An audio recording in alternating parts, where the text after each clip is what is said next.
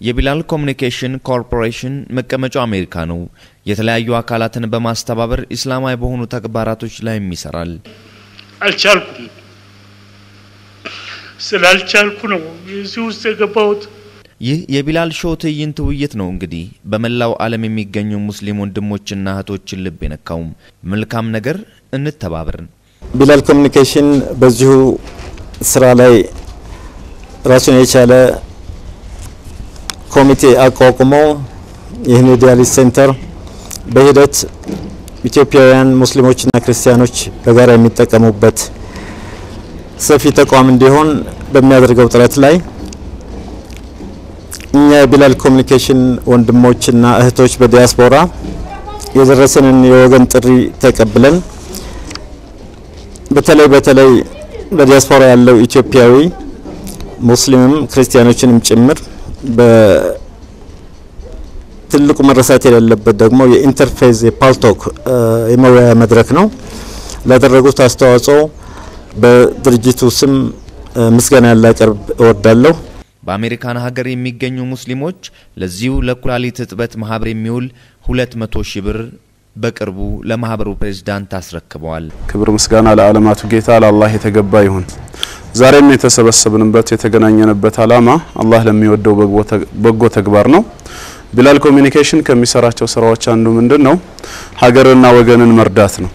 እቺ ሀገራችን የተሻለ ደረጃ ላይ ደርሳ በትምህርትም በኢኮኖሚም በተለያዩ መስኮች ከሌሎች ጎረቤት ሀገሮችም ቀድማ እንድትገኝ የሁላችንም ምኞት ነው። ሰዎች በሰውነታቸው አላህ ዘንድ እኩል ናቸው። በእምነት በብሔርና በሌላ ነገር ቢለያዩም ማለት ነው። ሁሉም የአንድ አላህ ፍጡሮች ናቸው እና ይህንን መሰረት ማድረግ ቢላል ኮሙኒኬሽን በዚህ በኪድኒ ዳያሊሲስ በኩላሊት በሽታ ለተጠቁ ወገኖች ኢትዮጵያውያኖች የመድረስ አላማ አቅዱን ይዞ ተነስቷል። አላህ እንግዲህ እስከ ግብ እንዲያደርሰው የሁላችንም ምኞት ነው። የማህበሩ ፕሬዝዳንት አቶ ዮሱፍ ምስጋናዬ ከልብ የመነጨ ነው ሲሉ የረዷቸውን ወገኖች አመስግነዋል። ቀለበት የማረጅ ቀለበቱን ሽጦ መቶ ዳያሊሲስ ያደረገ ሰው እኔ ያውቃለሁ። ያ ሰው ዛሬ በህይወት አለ። ይሄውም የምን ያለው በህይወት ያለው ቢላል ኮሙኒኬሽን በረዳን ከዚህ በፊትም በረዳን ምክንያት ነው። በጣም አመሰግናለሁ። ቃላት አጥሮኛል በእውነት።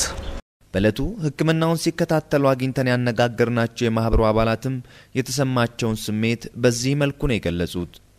ከምንም በላይ ከዜግነት ያለፈ በጣም ከሂዩማኒቲ ያለፈ ትልቅ ነገር ነው። እኔም ቃላትን ስለሌለኝ ነው። መታሰባችን በራሱ በቂ ነው። ገንዘቡ ብቻ በልባቸው ውስጥ መቀመጣችን በራሱ እና ደግሞ ከዛም አልፈው ገንዘብ ማውጣት መቻላቸው በጣም ትልቅ ሰዎች ናቸው እና በጣም ነው የማመሰግናቸው። እናንተ እንደደረሳችሁልን ፈጣሪ ለእናንተ ይድረስ ብዬ አመሰግናለሁ። ይህ የኩላሊት እጥበት ማህበር አሁንም የወገኖችን እርዳታ ይፈልጋል። አላህ ሱብሃነሁ ወተዓላ ምህረቱን ይላክላቸውና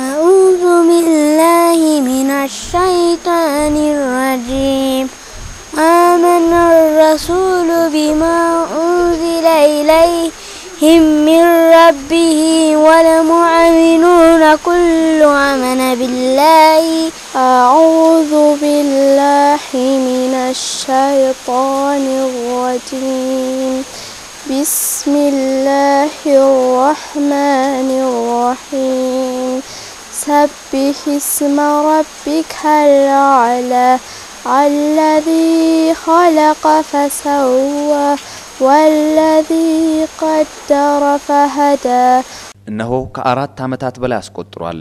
ይህ መድረሳ የተጀመረው በአራት ቁርአን የመቅራት ፍላጎት ባላቸው ህፃናቶች ላይ ነው። ህፃናቶቹ የሚያስቀራቸው ይፈልጋሉ። አሁን ግን ተገኝቷል። ኡስታዝ አመቱላህ አብደላ ዛሬ ላይ ከ120 በላይ የሆኑ ተማሪዎች የሃይማኖት ትምህርት እዚህች መድረሳ ይከታተላሉ። የቢላል ሾው የቴሌቪዥን ፕሮግራም የከዚህ ቀደም እንግዳም ነበረች። ኡስታዝ አመቱላም ተማሪዎቿን በቅርቡ በወልቂጤ ከተማ አዳራሽ አስመርቃለች። ልጆቻችንን ገና በልጅነታቸው ህፃን እያሉ ገና ከ7 ዓመት በፊት ወደ ቁርአን ስፍራ ቁርአን ወደሚቀሩበት አካባቢ መውሰድ ይኖርብናል ማለት ነው።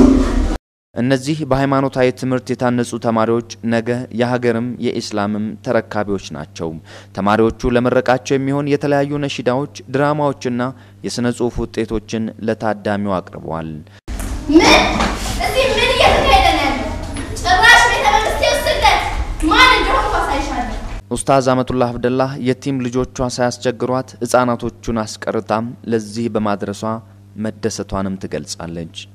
ያው እስልምና ለማስተማር ብዙ ዕውቀት እንደማይፈልግ ነብዩ ሰለላሁ ዐለይሂ ወሰለም አንዲቱም የሰማችሁትን ቢሆን አሰሙ በሚለው ቃል ተነስቼ ነው እንጂ እኔ ብዙ ቀርቼ አይደለም ብዙ ማውቂ አይደለም። ግን ያው የነብዩን ሐዲስ ተንተርሼ አልহামዱሊላህ ያው ምታውን ደረጃ ደርሻለሁ። ያ ሁሉም ባለው ዕውቀት ኢስላምን ቢረዳ ትልቅ ደረጃ ይደረሳል ብዬ አምናለሁ። ሁሉም ባለበት ቦታ ሆኖ የሚችለውን ዕውቀቱን ተጠቅሞ እነዚህ ነገ የሚያድጉትን ልጆች በኢስላም ለማሳደግ ቢጣር ጥሩ ነው። ኡስታዝ አመቱላህ ለዚህ ሃይማኖት ትምህርት ቤት አሻራቸውን ላሳረፉ ሁሉ ምስጋናዋን ገልጻለች።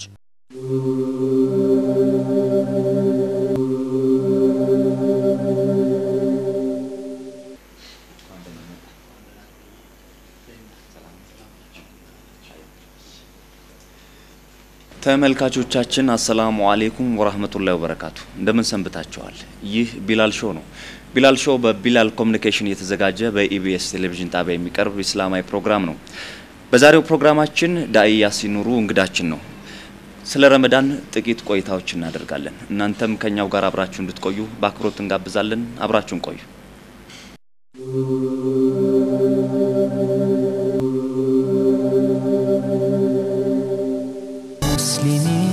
صلوا عليه اللهم صل على محمد وصحبه